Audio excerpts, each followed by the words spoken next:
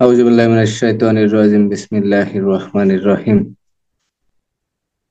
রব্বি জিদনি ইলমা রব্বি জিদনি ইলমা রব্বি জিদনি ইলমা। আমরা এর আগে পড়ছিলাম 497 ধারা পর্যন্ত। 497 ধারা। আমরা আজকে ইনশাল্লাহ পড়বো 509 ধারা। 509 ধারা 509 বলা আছে চিকিৎসক সাক্ষীর জবানবন্দি, অর্থাৎ ডাক্তারের জবানবন্দি অথবা চিকিৎসক সাক্ষীকে আদালতে তলব করার ক্ষমতা। ডাক্তার বিভিন্ন সময় যখন চিকিৎসা দেন, মারামারি সংক্রান্ত বা কোনো দুর্ঘটনা সংক্রান্ত বা নারী শিশুর কোনো অপরাধ সংক্রান্ত, যখনই কোনো অপরাধ সংক্রান্ত চিকিৎসা প্রদান করেন, চিকিৎসা প্রদান শেষে যখন সার্টিফিকেট প্রদান করেন, তখন ওই ডাক্তারের কি করা হয়? ওই ডাক্তারকে সাক্ষী হিসেবে আদালতে তলব করা যায়। এখন এই যে আদালতে সাক্ষী হিসেবে তলব করা হবে, এই তলব করার ক্ষমতা ধারা 509। ধারা 509।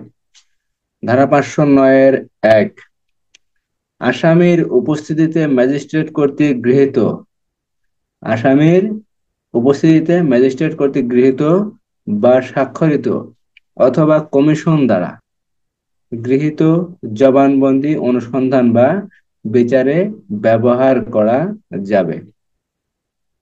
অর্থাৎ আসামির উপস্থিতিতে ম্যাজিস্ট্রেট কর্তৃক গৃহীত অথবা স্বাক্ষরিত অথবা কমিশনে গৃহীত কোনো সিভিল সার্জন বা কোনো চিকিৎসক সাক্ষীকে সাক্ষী হিসেবে না ডেকেও তার জবানবন্দি, তার ইনকোয়ারি, বিচার বা অন্য কোনো কার্যক্রমে সাক্ষী হিসেবে দাখিল করা যায়। তাহলে কি করা যায়? প্রথমে বলা হয়েছে তার যে জবানবন্দি, তার জবানবন্দি কি করা যায়? সাক্ষী হিসেবে তাকে না ডেকে তার জবানবন্দি বিচারে অনুসন্ধানে ব্যবহার করা যায়। ধারা 509-1। ধারা 509-2, চিকিৎসক সাক্ষীকে আদালতে তলব করার ক্ষমতা। আদালত যদি উপযুক্ত মনে করেন, চিকিৎসক বা রাসায়নিক পরীক্ষককে সাক্ষী হিসেবে আদালতে আহ্বান করতে বা সমন দিয়ে তলব করতে পারেন এবং তার জবানবন্দির বিষয়বস্তু সম্পর্কে তার জবানবন্দি গ্রহণ করতে বা তাকে পরীক্ষা করতে পারেন। ধারা 509-2। তাহলে 509-1-এ বলা হয়েছে আসামের উপস্থিতিতে যখন ম্যাজিস্ট্রেট বিচার কার্যক্রম সম্পন্ন করেন বা বিচার করেন অথবা ম্যাজিস্ট্রেট কর্তৃক বিচারিত বা স্বাক্ষরিত অথবা গৃহীত অথবা কমিশন দ্বারা গৃহীত জবানবন্দি, গৃহীত ডাক্তার, চিকিৎসক অথবা সিভিল সার্জন, যেই ব্যক্তি, যেই ডাক্তারই হোক না কেন, যে চিকিৎসকই হোক না কেন, তিনি যে জবানবন্দি প্রদান করেন, তিনি যে জবানবন্দি প্রদান করেন, সেই জবানবন্দি কি করা যায়? বিচারে সাক্ষ্য হিসেবে দাখিল করা যায় বা ব্যবহার করা যায়। ধারা 509-1।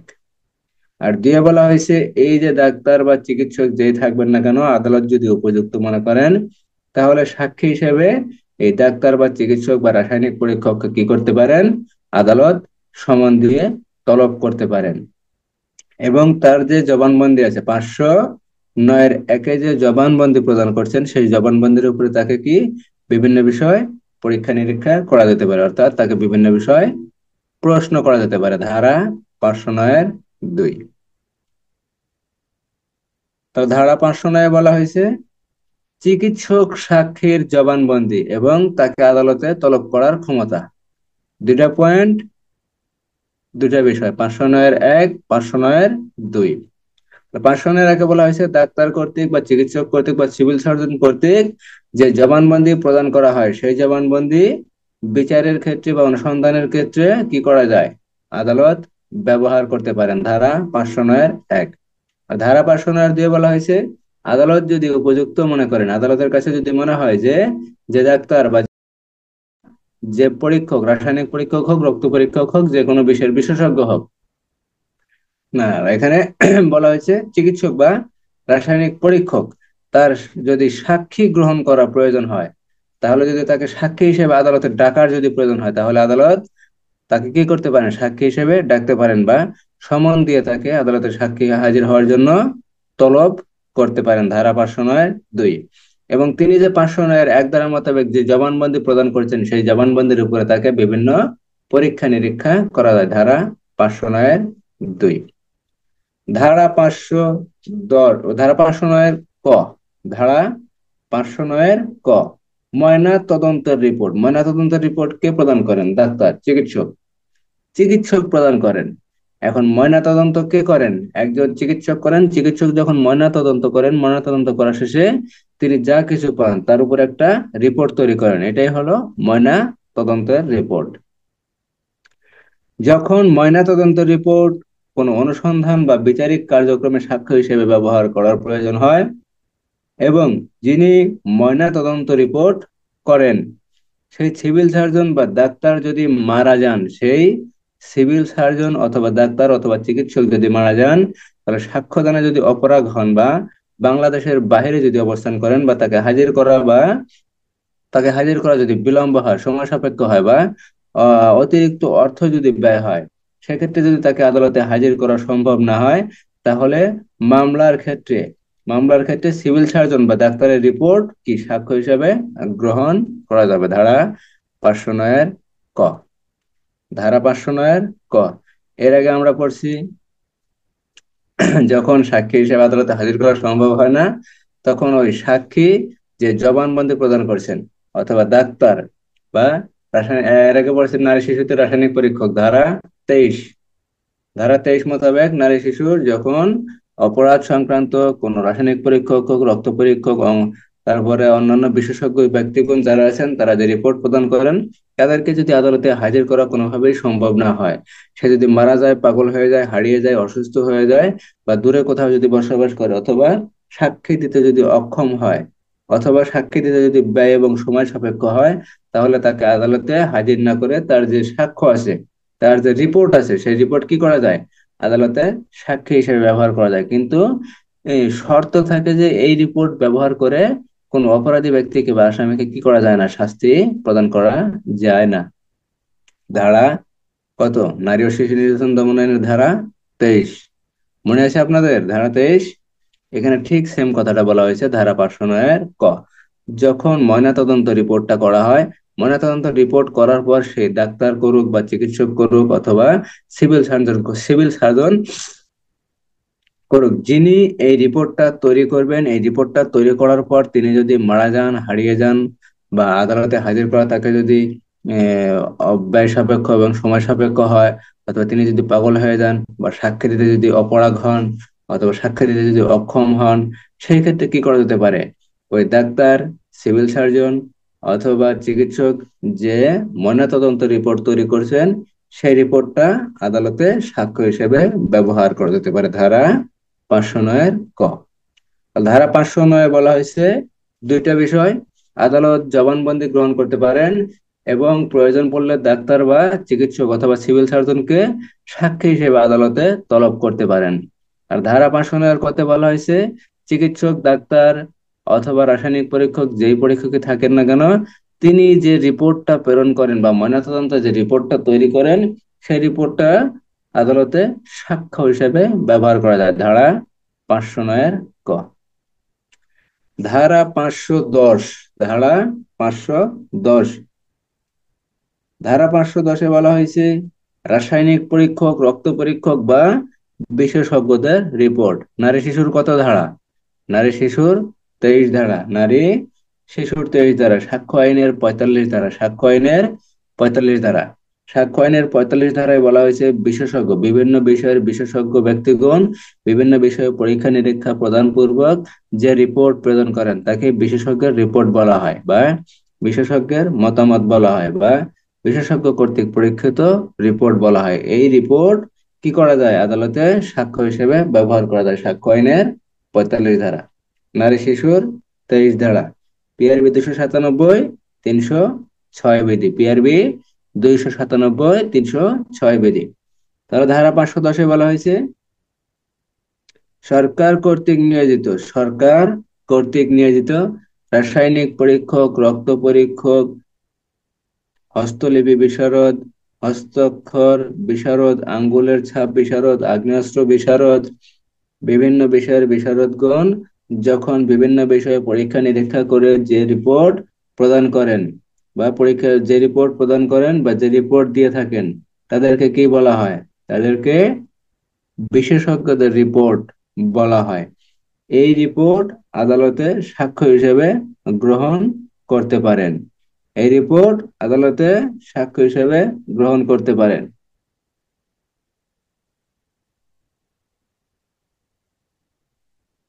সাক্ষ্য আইনের 45 ধারা, নারী শিশুর 23 ধারা, পিআরবি 297 306 বিধি।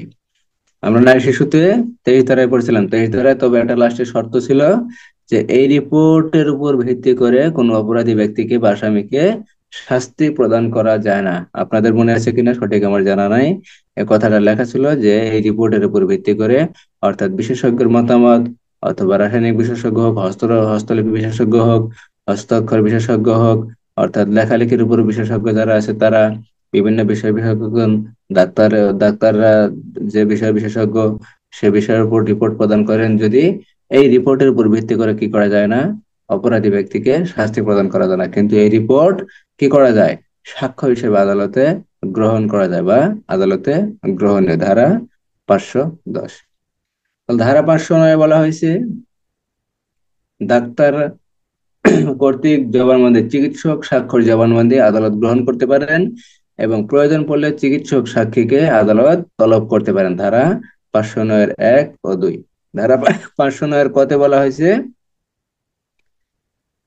চিকিৎসক সাক্ষী কর্তৃক ময়নাতদন্তের রিপোর্ট প্রেরণ এবং গ্রহণ।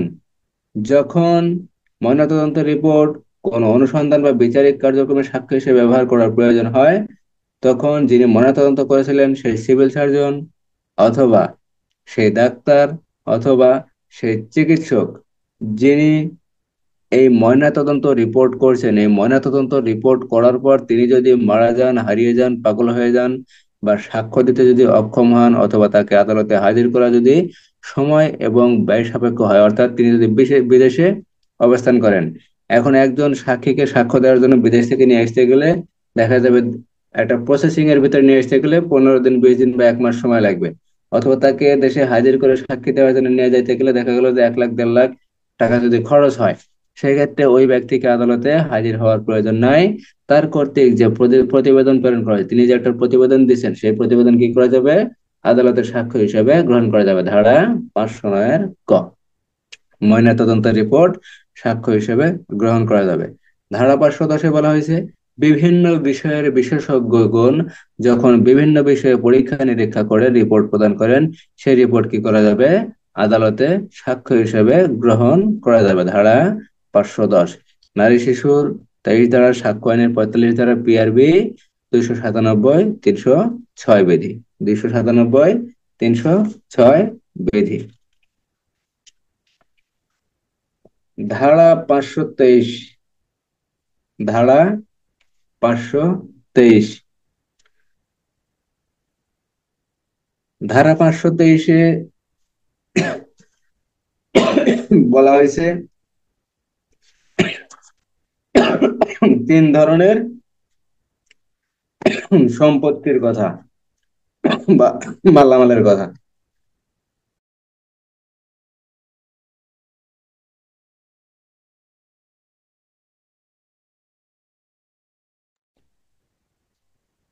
ধারা 523, ধারা 523-এ 3 শ্রেণীর মালের বিষয়ে বর্ণনা করে। 3 শ্রেণীর মাল। প্রথম বিষয়টি হলো 51 ধারায় কোনো ব্যক্তির দেহ তল্লাশি করার পর যে মালামাল পাওয়া যায় সেই মাল ফৌজদারি কার্যবিধি আইনে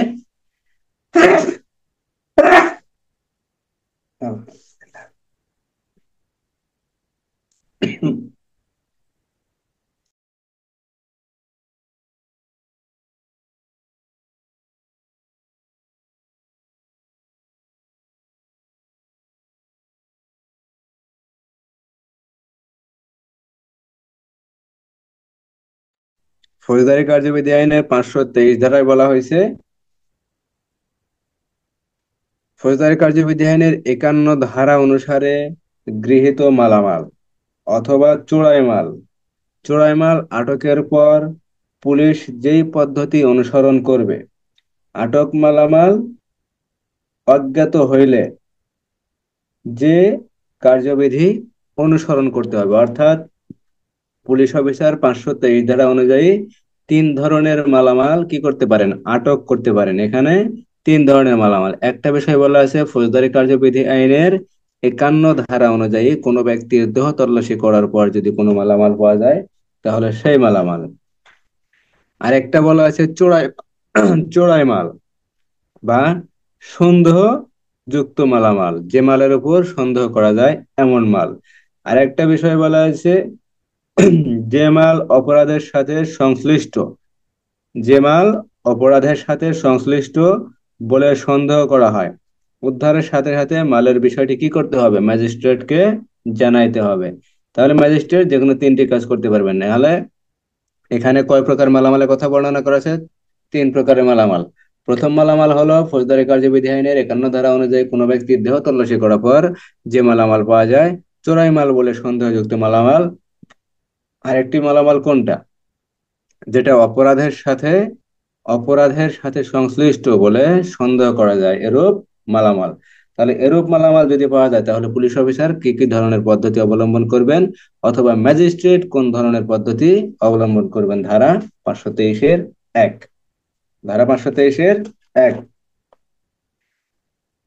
একে বলা হয়েছে ফৌজদারি কার্যবিধির 51 ধারা অনুসারে দেহ তল্লাশি করার পর প্রাপ্ত মালামাল অথবা চোরাই মাল বলে সন্দেহযুক্ত মালামাল অথবা অপরাধের সাথে সম্পৃক্ততার যে মালামাল পাওয়া যায় সেই মাল সম্পর্কে যদি কোনো পুলিশ অফিসার আটক বা জব্দ করেন তাহলে সঙ্গে সঙ্গে উক্ত মালামাল সম্পর্কে তিনি কি করবেন, ম্যাজিস্ট্রেটকে অবহিত করবেন বা জানাবেন। এবং ম্যাজিস্ট্রেট উক্ত সম্পত্তির বিহিত ব্যবস্থা করবেন, অথবা তিনি যদি ওই মালামালের যে প্রকৃত মালিক তাকে যদি পাওয়া যায় তাহলে তার কাছে কি করবেন, সে মালামাল অর্পণ করবেন। আর এরূপ ব্যক্তিকে যদি পাওয়া না যায় তাহলে সে মালামাল কি করবেন, হেফাজতে নেবেন, অথবা অপর কোনো ব্যক্তির নিকট সে মালামাল অর্পণ করবেন, যে নির্দিষ্ট দিন তারিখ সময়ে আদালতে যে ব্যক্তি হাজির করতে বাধ্য থাকবে। ধারা 523-এর 1। তাহলে বলা হয়েছে 3টি বিষয়ের কথা, 3টি মালামালের কথা, 3 ধরনের মালামাল। একটা হলো 51 ধারা অনুযায়ী পাওয়া মালামাল, একটা চোরাই মালামাল, একটা হলো অপরাধ সম্পর্কিত মালামাল, অর্থাৎ যে মালামাল অপরাধের সাথে সম্পৃক্ততা আছে, অপরাধের সাথে সম্পর্কযুক্ত আছে, এরূপ মালামাল। এই 3 ধরনের মালামাল যখন পাওয়া যাবে তখন পুলিশ অফিসার কি করবেন, পুলিশ অফিসার এই মালামাল জব্দ তালিকা মূলে আটক করবেন। আটক করার পর কি করবেন, ম্যাজিস্ট্রেটকে অবহিত করবেন। কাকে অবহিত করবেন, ম্যাজিস্ট্রেটকে। পুলিশ অফিসার যখনই কোনো মালামাল আটক করবেন, জব্দ তালিকা তৈরি করবেন, তৈরি করার পর সেই মালামাল সম্পর্কে ম্যাজিস্ট্রেটকে কি করবেন, অবহিত করবেন। এরূপ 523 ধারা অনুসারে কোনো মালামাল যখন জব্দ তালিকামূল আটক করা হবে এবং ম্যাজিস্ট্রেটকে জানানো হবে, ম্যাজিস্ট্রেটকে জানানোর পর ম্যাজিস্ট্রেটের করণীয় কি, ম্যাজিস্ট্রেট এই মালামাল সম্পর্কে বিহিত ব্যবস্থা গ্রহণ করবেন। অথবা ওই মালামালের যে উত্তরাধিকারী, ওই মালামাল যে ব্যক্তির মালামাল তাকে কি করবেন, সেই মালামাল প্রেরণ করবেন, তাকে সেই মালামাল অর্পণ করবেন। সেই ব্যক্তিকে যদি পাওয়া না যায় তাহলে কি করবেন, সেই মালামাল হেফাজতে নেবেন বা আটক করবেন, হেফাজতে নেবেন অথবা আটক করবেন। আটক করার আদেশ দেবেন, কে দেবেন, ম্যাজিস্ট্রেট আদেশটি দেবেন। ধারা 523-এর 1। ধারা 523-এর 2 বলা হয়েছে জব্দকৃত বা আটককৃত মালের মালিক যদি অজ্ঞাত হয় তখনকার পদ্ধতি কি, অর্থাৎ যে মালামাল জব্দ করা হয়েছে বা যে মালামাল আটক করা হয়েছে সেই আটককৃত মালের মালিক যদি অজ্ঞাত হয় তাহলে করণীয় কি। ধারা 523-এর 2,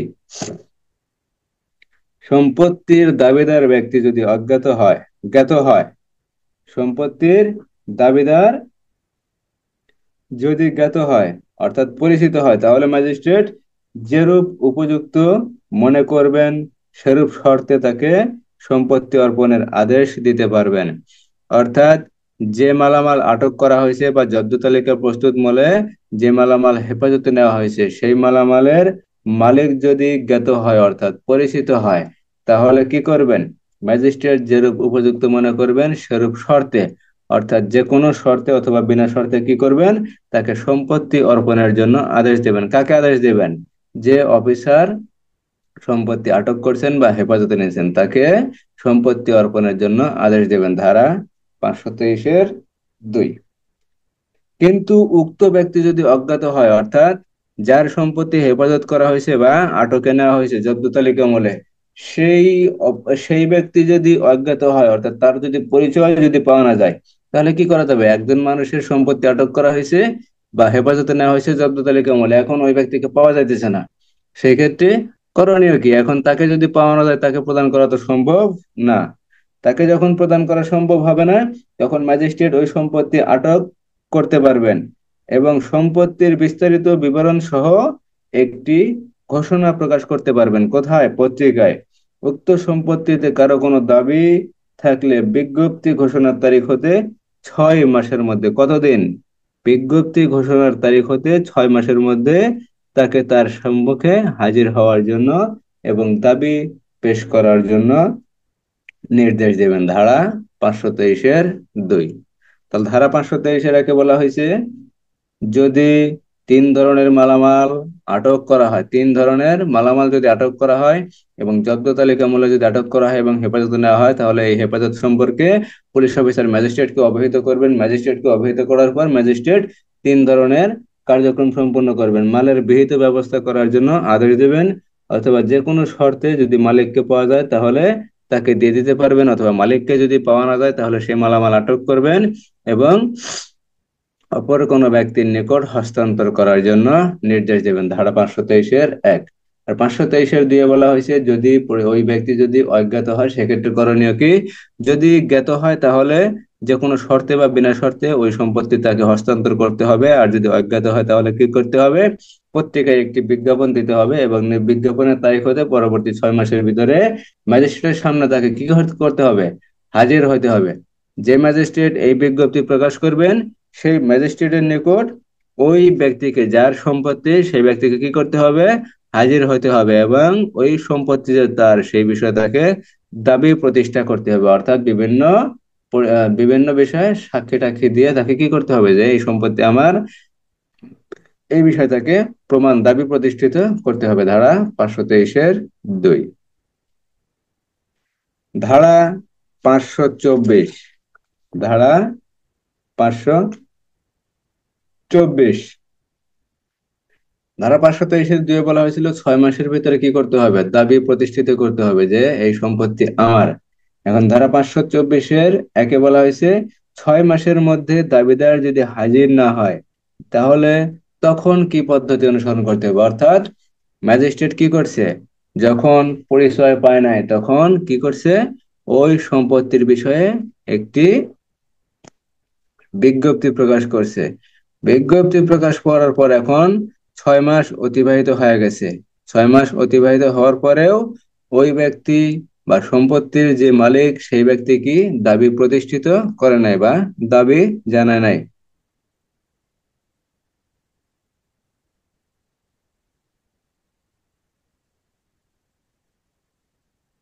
কথা বুঝতে পারছেন?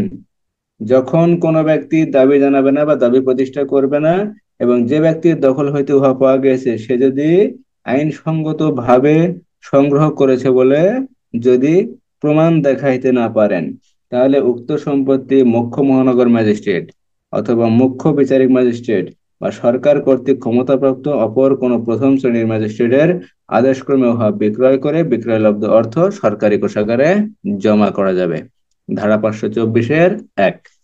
ধারা 524-1। তাহলে ধারা 523-1 বলা হয়েছে 3 ধরনের সম্পত্তি জব্দ করা যাবে এবং জব্দ করার পর কি করতে হবে? ম্যাজিস্ট্রেটকে জানাতে হবে। ম্যাজিস্ট্রেট 3 ধরনের ব্যবস্থা গ্রহণ করবেন। ওই সম্পত্তি সম্পর্কে ওই মালের বিহিত ব্যবস্থা করে আদেশ দেবেন। তিনি কি করবেন সেই বিষয়ে তিনি একটি আদেশ দেবেন। অথবা ওই সম্পত্তি যদি মালিক খুঁজে পাওয়া যায় তাহলে তাকে কি করতে হবে? ওই সম্পত্তি প্রেরণ করতে হবে। আর যদি মালিক খুঁজে পাওয়া না যায় তাহলে কি করতে হবে? হেফাজতে নিতে হবে বা আটক করতে হবে, অথবা অপর কোনো ব্যক্তির নিকট ওই সম্পত্তি হস্তান্তর করতে হবে, ধারা 523-1। আর দিয়ে বলা হয়েছে, যদি ওই ব্যক্তি অজ্ঞাত হয় যদি জ্ঞাত হয় তাহলে তাকে তো দিতেই হবে, আর যদি অজ্ঞাত হয় তখন করণীয় কি? যদি অজ্ঞাত হয় তাহলে ওই মালের মালিক খুঁজে পাওয়ার জন্য কি করবেন? ম্যাজিস্ট্রেট একটি পত্রিকায় বিজ্ঞপ্তি প্রকাশ করবেন বা ঘোষণাপত্র জারি করবেন যে এই যে সম্পত্তি আছে, এই সম্পত্তি বিজ্ঞপ্তি প্রকাশের তারিখ হতে 6 মাসের ভিতরে কি করতে হবে? ম্যাজিস্ট্রেটের কাছে এই বিষয়ে দাবি প্রতিষ্ঠা করতে হবে। ধারা 523-2। ধারা 524 একে বলা হয়েছে, যদি কোনো ব্যক্তি ওই মালের সম্পর্কে যদি দাবি প্রতিষ্ঠা না করে, অথবা যে ব্যক্তির নিকট ওই সম্পত্তি পাওয়া গেছে সে ব্যক্তি নিজেও যদি ওই বিষয়ে কোনো দাবি প্রকাশ না করে যে এই সম্পত্তি আমার, অথবা সে যদি বলতে পারে যে এই যে সম্পত্তি আপনারা আটক করছেন এই সম্পত্তি আমি সৎভাবে ইনকাম করছি, এই বিষয়ে যদি সে দাবি প্রতিষ্ঠা করতে না পারে, তাহলে কি করতে হবে? ওই সম্পত্তি বিক্রয় করার জন্য আদেশ দেবেন। কে দেবেন? মুখ্য মহানগর ম্যাজিস্ট্রেট, অথবা মুখ্য বিচারিক ম্যাজিস্ট্রেট বা চিফ জুডিশিয়াল ম্যাজিস্ট্রেট, অথবা সরকার কর্তৃক ক্ষমতাপ্রাপ্ত প্রথম শ্রেণীর কোনো ম্যাজিস্ট্রেট ওই সম্পত্তি বিক্রয় করার জন্য নির্দেশ দেবেন। বিক্রয় করার পর বিক্রয় লব্ধ যে টাকা থাকবে সে টাকা সরকারি কোষাগারে জমা দেওয়ার জন্য আদেশ দেবেন। ধারা 524-1। ধারা 524-1। ধারা 524-2। উক্ত আদেশদানকারী আদালতের আদেশের বিরুদ্ধে যে আদালতে আপিল করা যায় এই ধারা অনুসারে সেই আদালতে আপিল করা যাবে। 524-2 দরকার নাই। 525। 525।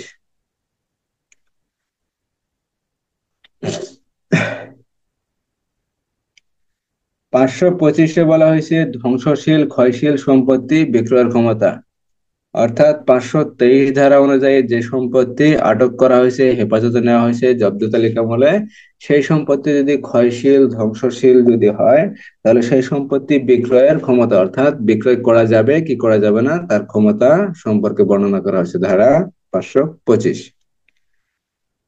উক্ত সম্পত্তির দাবিদার ব্যক্তি যদি অপরিচিত হয় বা অনুপস্থিত থাকে, এবং সম্পত্তি যদি দ্রুত ক্ষয়শীল পচনশীল বা ধ্বংসশীল এই জাতীয় যদি কিছু হয়, তাহলে উহা আটকের খবর ম্যাজিস্ট্রেটের নিকট দেওয়া হয়েছে, তিনি যদি মনে করেন যে হ্যাঁ বিক্রয় করা মালিকের জন্য লাভজনক হবে বা উহার মূল্য 10 টাকার কম, 10 টাকার কম, তাহলে উক্ত ম্যাজিস্ট্রেট উহা বিক্রয়ের নির্দেশ দিতে পারবেন, এবং বিক্রয় লব্ধ যে টাকা থাকবে সে টাকা 523 ও 524 ধারা অনুসারে বিলি বন্টন করতে পারবেন বা করতে হবে। ধারা 525।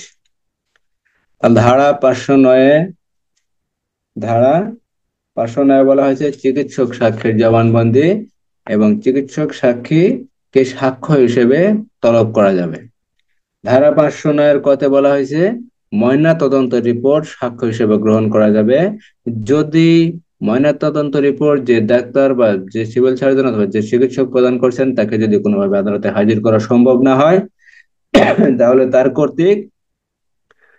তার কর্তৃক প্রেরিত এই প্রতিবেদন ময়নাতদন্ত রিপোর্ট কি করা যাবে? সাক্ষী হিসেবে ব্যবহার করা যাবে। ধারা 510-এ বলা হয়েছে রাসায়নিক পরীক্ষক, হস্তলিপি পরীক্ষক, তারপরে আঙ্গুলাঙ্ক বিশারদ, আগ্নেয়াস্ত্র বিশারদ, বিভিন্ন বিষয়ের বিশারদগণ বিভিন্ন বিষয়ে পরীক্ষা নিরীক্ষা করে যে রিপোর্ট প্রদান করেন সেই রিপোর্ট কি করা যায়? আদালতের সাক্ষ্য হিসেবে ব্যবহার করা যায়। ধারা 510। ধারা 523-এ বলা হয়েছে পুলিশ অফিসার তিন ধরনের মালামাল আটক করতে পারবেন, এবং জব্দ তালিকা আমলে সেই মালামাল আটক করতে হবে বা হেফাজতে নিতে হবে, এবং হেফাজতে নেওয়ার পর ম্যাজিস্ট্রেটকে অবহিত করতে হবে। ম্যাজিস্ট্রেট যেরূপ নির্দেশনা দেবেন সেরূপ নির্দেশনা অনুযায়ী কাজ করতে হবে। ধারা 523-1। ধারা 523-2 বলা হয়েছে যে মালামাল আটক করা হয়েছে সেই মালামালের মালিক যদি অজ্ঞাত হয়, অর্থাৎ পরিচয় যদি জানা না যায় বা নিজের থেকে যদি পরিচয় যদি প্রকাশ না করে, তাহলে সেই মালামাল কি করতে হবে? সেই মালামালের মালিক খুঁজে বের করার জন্য পত্রিকায় ঘোষণাপত্র জারি করতে হবে যে এই যে মালামাল আছে এই ঘোষণার তারিখ হতে 6 মাসের মধ্যে আদালতে হাজির হয়ে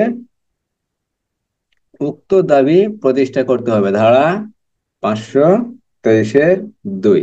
ধারা 524-এ বলা হয়েছে যদি 6 মাসের মধ্যে কোনো ব্যক্তি যদি আদালতে হাজির হয়ে ওই মালামাল সম্পর্কে দাবি যদি পেশ না করেন, বা দাবিদার যদি কোনো ব্যক্তি যদি পাওয়া না যায়, বা যে ব্যক্তির কাছ থেকে সম্পত্তি আদায় করা হয়েছে বা সম্পত্তি পাওয়া গেছে সে ব্যক্তিও যদি দাবি প্রতিষ্ঠা না করে, তাহলে কি করতে হবে? ওই সম্পত্তি বিক্রয় করে দিতে হবে। কে বিক্রয় করে দেওয়ার আদেশ দেবেন? মুখ্য মহানগর ম্যাজিস্ট্রেট অথবা মুখ্য জুডিশিয়াল ম্যাজিস্ট্রেট অথবা সরকার কর্তৃক ক্ষমতাপ্রাপ্ত প্রথম শ্রেণীর কোন ম্যাজিস্ট্রেট। যখন বিক্রয় করে দেবেন তখন বিক্রয় লব্ধ টাকা কি করা হবে? সরকারি কোষাগারে জমা প্রদান করা হবে, ধারা 524-1।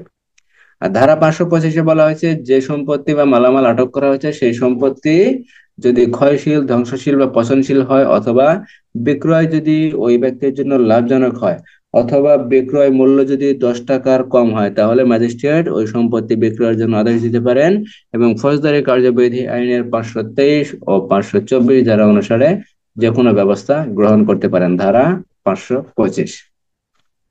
তাহলে ফৌজদারি কার্যবিধির ধারা 509, 509 ক, 510, 523, 524, 524, 25 বুঝতে কারো কোনো সমস্যা আছে?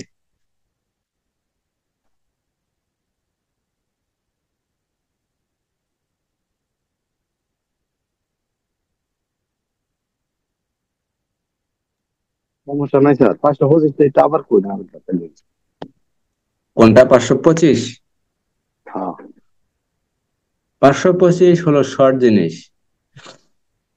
525টা আমরা যেমন ফৌজদারি কার্যবিধি আইনের অষ্টআশির 7 7 পড়ছিলাম, মনে আছে? 88-7, যে ওই ব্যক্তিকে যদি খুঁজে পাওয়া না যায়, যার মালামাল তাকে যদি খুঁজে পাওয়া না যায়, অথবা বিক্রয় যদি লাভজনক হয়, অথবা ওই সম্পত্তি যদি ধ্বংসশীল, ক্ষয়শীল, পচনশীল জাতীয় যদি কিছু হয়, বা বিক্রয়জনক যদি ওই ব্যক্তির জন্য লাভজনক হয়, তাহলে কি করা যায়? সম্পত্তি বিক্রয় করা যায়। কি করা যায়? বিক্রয় করা যায়। এবং বিক্রয় লব্ধ টাকা কি করা যায়? সরকারের কোষাগারে জমা প্রদান করা যায়, ধারা 88-7। ধারা 88-7 মনে আছে না ভুলে গেছেন?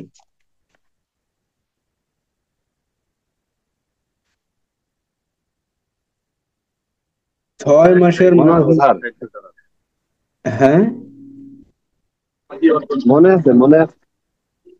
ওইটাই 88-র যে 7 ধারা, এখানে 525 ধারা, এখানে 525 ধারা সেম কথাই বলা আছে।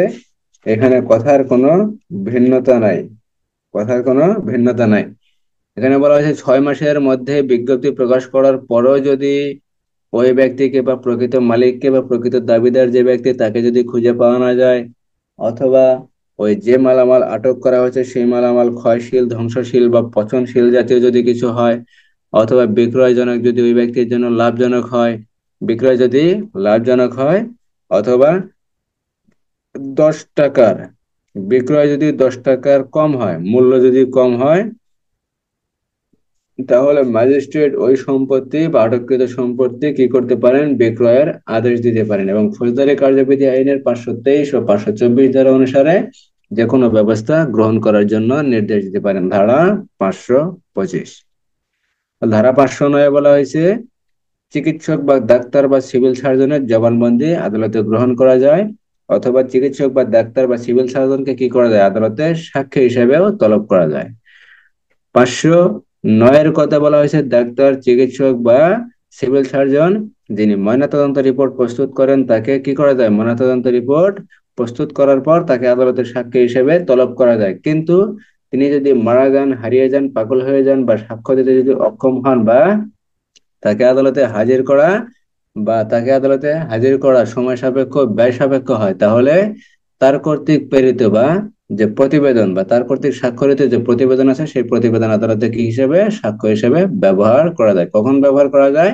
যখন ওই ডাক্তার, চিকিৎসক বা সিভিল সার্জনকে আদালতে হাজির করা সম্ভব না হয়। যখনই সম্ভব হবে না, তখনই তার প্রতিবেদন সাক্ষ্য হিসেবে ব্যবহার করা যায়। ধারা 510, ধারা 510, ধারা 510-এ বলা হয়েছে বিভিন্ন বিষয়ের বিশেষজ্ঞগণ, বিভিন্ন বিষয়ের, এখানে আঙ্গুলাঙ্ক বিশেষজ্ঞ থাকতে পারেন, হস্তলিপি বিশেষজ্ঞ থাকতে পারেন, তারপর অক্ষর অঙ্ক বিশেষজ্ঞ থাকতে পারেন, তারপর আপনার রাসায়নিক বিশেষজ্ঞ থাকতে পারেন, তারপর টাকা, জাল নোট, এই সকল বিষয়ে যে বিশেষজ্ঞ থাকতে পারেন।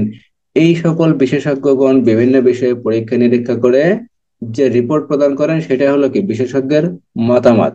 এই মতামত কি করা যায় আদালতে সাক্ষ্য হিসেবে গ্রহণ করা যায়। আদালতে সাক্ষ্য হিসেবে গ্রহণ করা যায়, ধারা 510।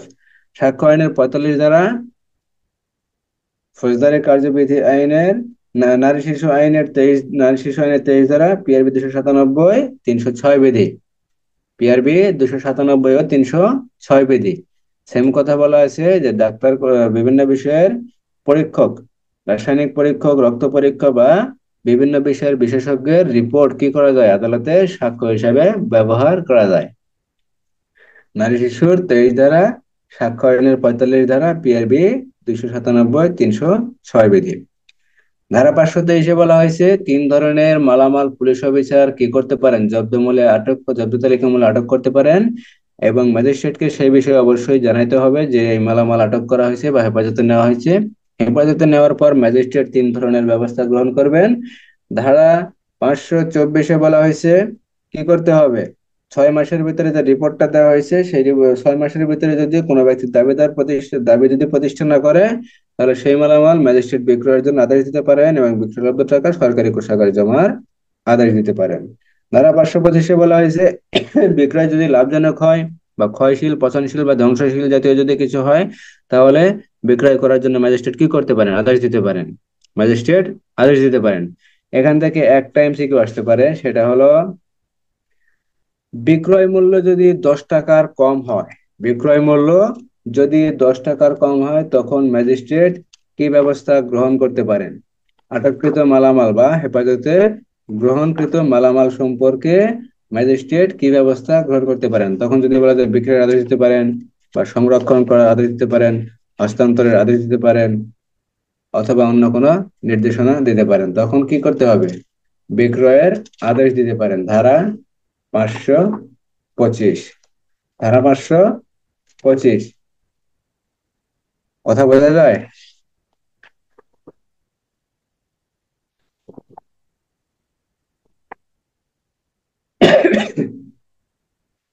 অর্থাৎ পুলিশ অফিসার যে মালামাল আটক করছে, পুলিশ অফিসার যে মালামাল আটক করছে সেই মালামাল বিক্রয় মূল্য যদি 10 টাকার কম হয়, 10 টাকার কম হয়, তাহলে ম্যাজিস্ট্রেট ওই মালামাল, আটককৃত মালামাল যে কোনো সময় বিক্রয়ের জন্য আদেশ দিতে পারেন। কি করতে পারেন, ম্যাজিস্ট্রেট আদেশ দিতে পারেন। ধারা 525। আর এই যে বিক্রয় লব্ধ টাকা থাকবে সেই টাকা ম্যাজিস্ট্রেট ফৌজদারি কার্যবিধি আইনের 523 ও 524 ধারা অনুসারে যে কোনো ব্যবস্থা গ্রহণ করতে পারেন। ধারা 525। তাহলে ধারা 509 থেকে ধারা 525 বুঝতে আর কোনো সমস্যা আছে? আগামীকালকে ইনশাল্লাহ ফৌজদারি কার্যবিধি শেষ করে দেবো, কাল ইনশাল্লাহ শেষ করে দেবো। তাহলে আর কোনো বুঝতে কোনো জায়গায় সমস্যা আছে কিনা? 509 থেকে 525। সমস্যা নাই স্যার, বুঝতে পারছি। আর সকালবেলার ক্লাসটা ইনশাল্লাহ হবে নারী শিশু সংক্রান্ত ক্লাস। এই নারী ও শিশু নির্যাতন দমন আইন সংক্রান্ত ক্লাস হবে। এখানে ক্লাসটা হবে মূলত প্রশ্নের উপরে।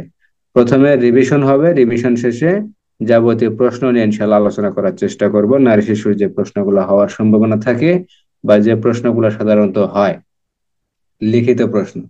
তাহলে ইনশাল্লাহ সবাই ভালো থাকেন, আর সকালবেলা ইনশাল্লাহ 7টা 50-এর দিকে ক্লাসে থাকার চেষ্টা করবেন। 7টা 50, 7টা 50 না, 8টার দিকেই থাকেন, সকাল 8টা। কথা বুঝতে পারছেন?